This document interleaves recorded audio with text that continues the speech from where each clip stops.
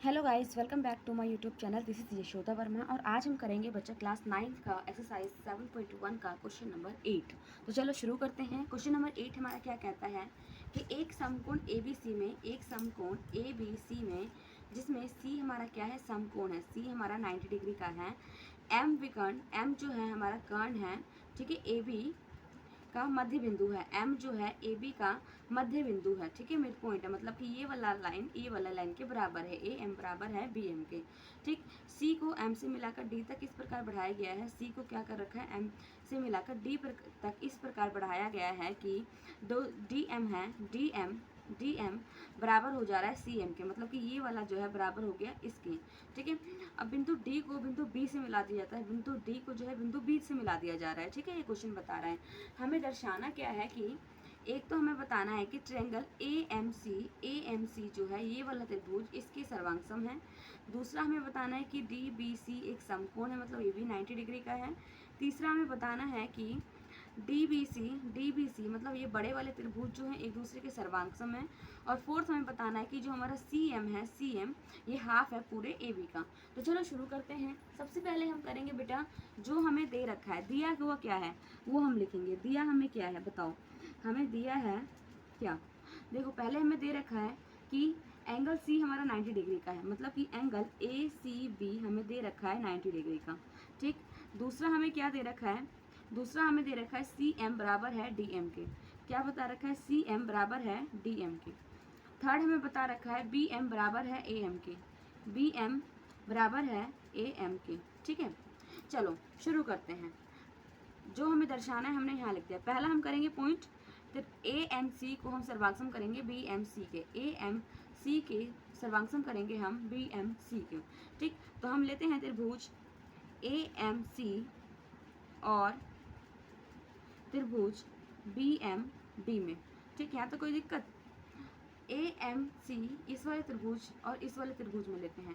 तो बताओ क्या क्या बराबर है। सबसे पहले हमारा बराबर है ये वाला AM बराबर है BM का, दिया हुआ है ना।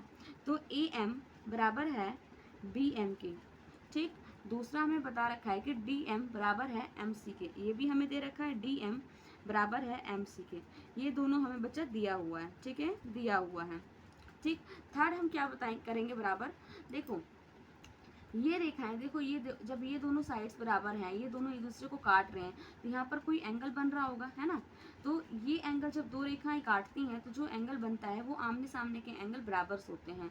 ये वाले इसके बराबर होगा, ये वाले इसके बराबर होगा, ठीक। तो हम लिख सकते हैं एंगल DMB बराबर है एंगल AMC के, ठीक है, AMC के। कैसे, शीर्षा विमुख कोण। कैसे बच्चा, शीर्षा विमुख कोण, ठीक है।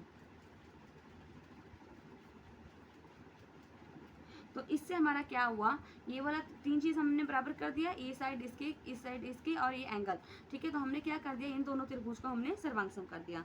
तो हम लिख सकते हैं कि त्रिभुज AMC सर्वांगसम है त्रिभुज BMD के। कैसे, साइड एंगल साइड से, ठीक है, साइड एंगल साइड से, ठीक। अब दूसरा हमें क्या पूछ रहा है, बोल रहा है एंगल DBC एक समकोण है। एंगल DBC जो है ये वाला जो है वो एक समकोण है।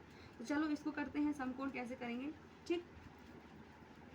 यहाँ पर देखो इसमें से हम क्या कर सकते हैं, कुछ एंगल्स को बराबर कर सकते हैं। देखो इस हमने ये दोनों त्रिभुज सर्वांगसम कर दिया, तो यहाँ से हम क्या कर सकते हैं, DB सर्वांगसम करते हैं AC के, सॉरी बराबर करते हैं। DB बराबर है AC के। कैसे, CPCT से हो सकता है ना, DB बराबर हो सकता है AC के CPCT से। दूसरा हम करते हैं, देखो एंगल ये वाला बराबर कर देते हैं एंगल इसके, ठीक है। एंगल BDM बराबर करते हैं MCA के, MCA के। ये भी कैसे, CPCT से, ठीक।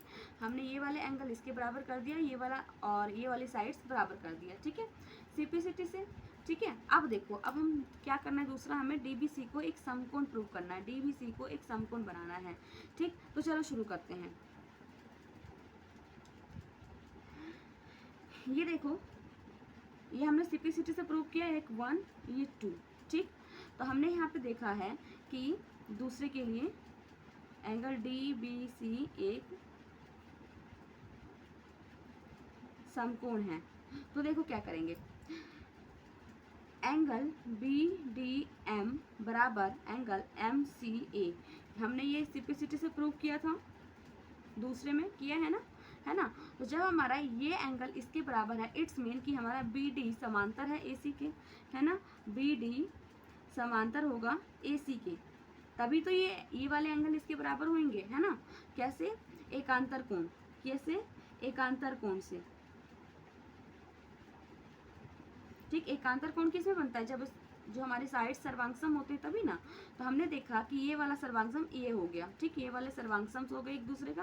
और जब ये एक समांतर, जब ये समांतर लाइन है, जब ये बी डी समांतर ए सी है ना, जब ये बी डी समांतर ए सी है, तो हम ये कह सकते हैं ये प्लस ये 180 डिग्री का होगा, है ना। Angle D B C plus angle A C B हो जाएगा 180 डिग्री का। क्यों? क्योंकि रैखिक युग्म, ठीक है, रैखिक युग्म।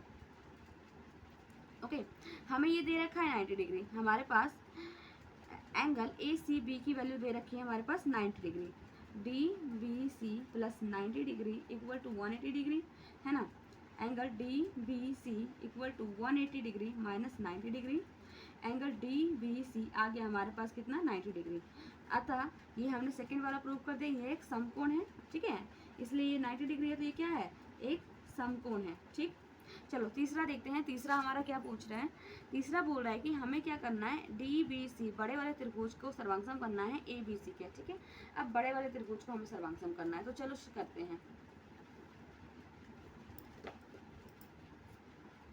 एक बार डायग्राम दोबारा बना लेते हैं, ठीक है।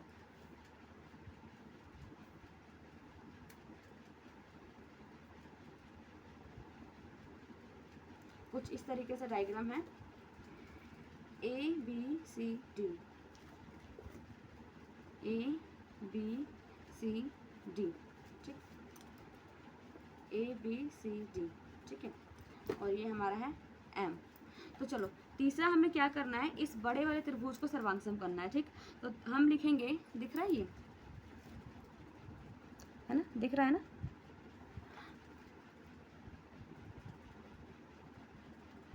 ओके, हाँ अब ठीक है। तो देखो ये हमारा ए है, ये हमारा सी है, ठीक। तो हम लेंगे त्रिभुज डी बी सी में, डी बी सी, और त्रिभुज ए बी सी में, ए बी सी में, ठीक है। तो देखो हमने क्या किया, डी बी बराबर ए सी किया था, डी बी बराबर किया था ए सी सीपीसीटी से, इक्वेशन 1 में, है ना, 1 में सीपीसीटी से हमने बराबर कर रखा था पहले, है ना। दूसरा हमारा देखो बी सी बराबर बी सी है, बी सी बराबर बी सी है, ठीक है। क्यों? क्योंकि ये उभयनिष्ठ दोनों में आ रहा है,